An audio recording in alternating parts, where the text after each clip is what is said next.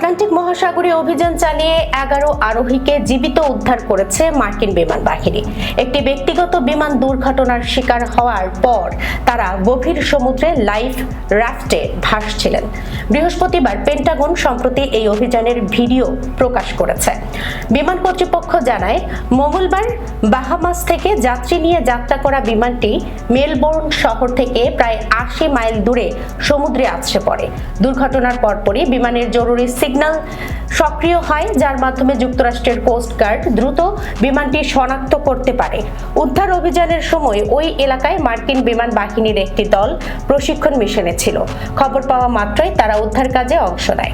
প্রতিকূল আবহাওয়ার মাঝেই একে একে বিমান বাহিনীর রিজার্ভ টিম এবং রেস্কিউ উইং এর একটি হেলিকপ্টার অভিযানে যুক্ত হয়।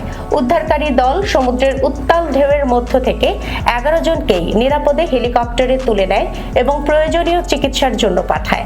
মার্কিন কোস্ট গার্ড জানিয়েছে, উদ্ধারের আগ পর্যন্ত আরোহীরা প্রায় 5 ঘন্টা সমুদ্রে ভেসেছিলেন। দ্রুততম সময়ের মধ্যে সমন্বিত অভিযানের কারণেই বড় ধরনের প্রাণহানি এড়ানো সম্ভব হয়েছে।